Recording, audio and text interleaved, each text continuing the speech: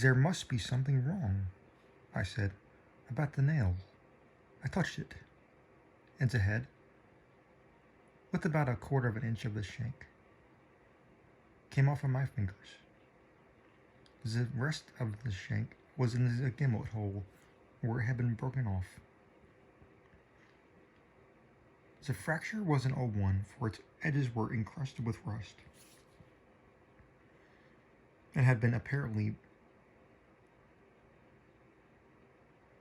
been accomplished by the blow of a hammer, which had partially embedded in the top of the bottom sash. The head portion of the nail.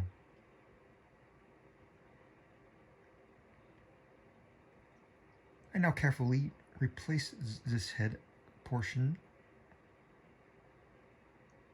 in the indentation whence I had taken it, and the resemblance to a perfect nail was complete. The fissure was invisible. Pressing the spring, I gently raised the sash for a few inches. The head went up with it, remaining firm in its bed. I closed the window, and the semblance of the nail was again perfect.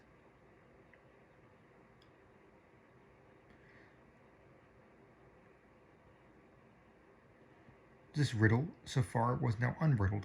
The assassin had escaped through the window, which looked upon the bed, dropping of its own accord upon its exit, or perhaps purposely closed. It had become fastened by the spring, and it was the retention of the spring which had been mistaken by the police for that of the nail. Farther inquiry being thus considered unnecessary. The next question is that of the mode of descent. Upon this point, I had been satisfied in my walk with you around this building. About 5.5 feet from the casement in question, there runs a lightning rod. From this rod, it would have been impossible for anyone to reach the window itself, to say nothing of entering it. I observed, however, that the shutters of the fourth story were of a peculiar kind called by Parisian carpenters Faraday's, a kind rarely employed as the present day, but frequently seen upon very old mansions at Lyons and Bordeaux. There is the form of the ordinary door, single, not a folding door, except that the lower half is latticed or worked in open trellis, thus affording an excellent hold for hands. In the present instance, these shutters are fully 3.5 feet broad.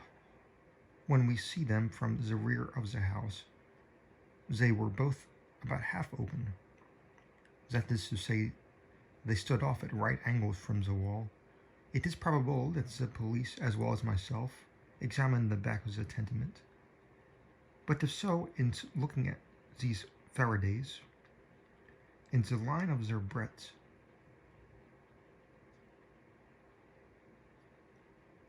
as they must have done, they did not perceive this great breadth itself, or at all events, failed to take into due consideration. In fact, having once satisfied themselves that no egress could have been made in this quarter, they would naturally bestow here a very cursory examination. It was clear to me, however, that the shutter belonging to the window at the head of the bed would, if swung fully back to the wall, reach to within 2 feet of those lightning rod. It was also evident that by exertion of a very unusual degree of activity and courage, they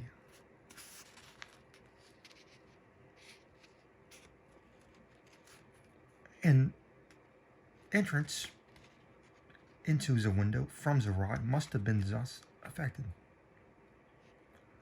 By reaching into this distance of 2.5 feet, we now suppose the shutter open to its whole extent.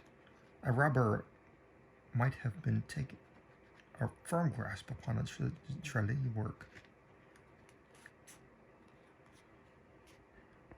Letting go then his hold upon the rod, placing his feet securely against the wall and springing boldly from it, he must have swung the shutter so as to close it. And if we imagine the open window at the time, might even have swung himself into the room.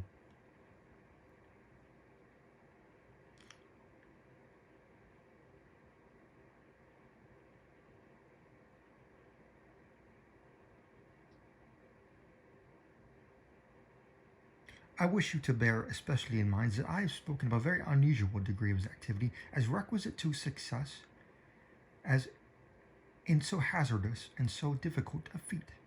It is my design to show you first, and the thing that possibly must have been accomplished.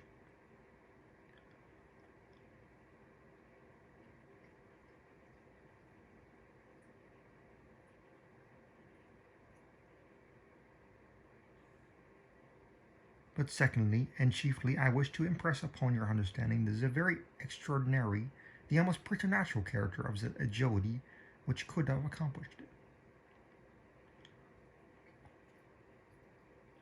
You will say, no doubt, that, using the language of the law, that to make out my case I should rather undervalue than insist upon a full estimation of activity required in this manner. This may be the practice in law, but it is not the uses of reason. My ultimate object is only the truth. My immediate purpose is to lead you to a place in juxtaposition that very unusual activity of which I have just spoken, with that a very unusual, shrill or harsh, and unequal voice, about whose nationality no two persons could be found to agree, and whose utterance no